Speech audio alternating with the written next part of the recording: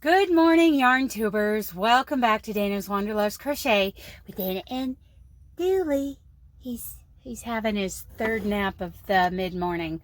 You know, he's got a schedule to keep. I may have to get him his own Franklin planner. But at the end of this video, I'm going to show you a full-size shot of the Phoenix. It's done. I have to weave in ends. But it's done. So I think it's big enough. You know, it's well over 30 inches each side. So it's done. And you know, I just want y'all to know that I had to let Laura win the crochet wars because, I mean, you got to feel a little sorry for her sometimes. I love Laura so much. She completed the whole dang thing because she thought I was right on her heels, and I wasn't. I only went to, I don't know how many parts there are. There's like 107 rounds, and I only did like 61, 62. I went to the end of part 6 so that, well, time constraints. I mean, the baby's due any time now. And besides, that monster beautiful blanket that Laura did, not for a baby blanket, really. So this one's big enough. I've decided I'm done. Yeah, I cheated. Poor Julie, she, you know, life got in the way of her. Because Julie was going to beat us both. She's a master crocheter. Julie from Captain Stitches. And I heard that Gracie finished her Phoenix. And then we've got a friend named Sally who did 2 or 3 of them. And of course, Sin from Sin's Crafting World, she did it before any of us. Because I peer pressured her into it. Sorry, Sin, but your blanket's beautiful. So that is where I'm at with crocheting. So the next thing is, I wonder if I have these. Yes, I do. Crochet Skills Development Course, assignment number 3. My plan is to get this uploaded. I should set a goal to get this done, well, by the end of the year. Okay. By the end of the year, I will actually have assignment number 3 done in that playlist for the Crochet Skills Development Course. And, you know, being in the truck here,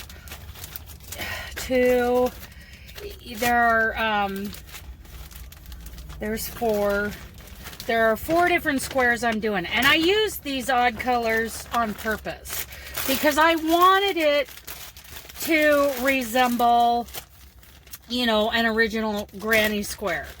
So the thing about, you know, a lot of people run away screaming when, oh, not a granny square.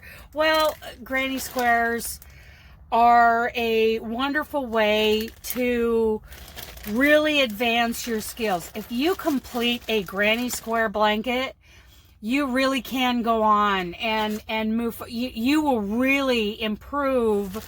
You know, for those of you who are just starting out, you will really improve your crochet skills. So here's, you know, I've got them separated in 4 different bags. This is the color of, you know, number 1. I think I just dropped number 2. No, it was number 4. Okay, so there's number 1. Number 2, you know, it's a little bit different than number 1. And, okay, so 2, 1, 2, and here's 3 and 4. And you'll notice, okay, so when I ordered this paint box, I mean, a traditional granny square, you know, would have black. And I have like this charcoal, this really dark gray. Well, you know, that gray's going to be a little easier to see when I do the, assignment video for that. So, I don't know what I was doing here. 1, 2, 3, 4. I don't remember what I was doing with this. Something I was playing with. I don't remember. 1, 2, 3, 4, 5. Yeah, because this is basically, it's a it's double-sided. I am teaching beginners to do two-sided granny squares because we want a two-sided blanket. And then the fifth round is in this gray, and then I turn it and I do an edging on it so that when I teach them how to stitch this together, we'll do it in this color, and it'll be pretty, it'll be pretty close to what, an original granny square blanket looked like. But originally, I mean the original granny square was only done in 4 rounds.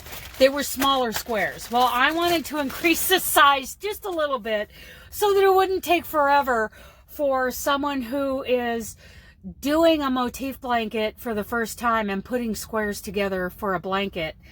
It's not going to be a huge blanket. It's going to be like a throw or a Afghan. And I'm going to encourage my students, whoever follows along, think about what you want to do. Is this something you want to put on the back of your couch? If not, who would you give it to? Do you have a friend who you think would really, appreciate it? Or is there a nursing home nearby? Think about what's going to happen to this blanket after it's done. I think that's a good incentive for, finishing the assignment. So anyway, I'm doing that, and then I'm going to start on the 2-layer Afghan. I'm so excited to get started on that. So excited. And I want to shout out to Creative Grandma because it's a takeoff of things that she does, where she crochets in a Tunisian simple stitch. She crochets these panels and then cross stitches over them a beautiful design, and the back side of the cross stitch doesn't show through. So it's a takeoff of that. So kudos to Creative Grandma and all the books that she has published with those patterns in them. I'm going to link a couple of her tutorials that she has up that kind of shows this process down below. So thank you, Glenda. I think you're wonderful. Not that she's ever going to see my video. She doesn't even know who I am. Okay. So right after this, I'm going to show you the finished blanket. Okay, love you guys. Bye.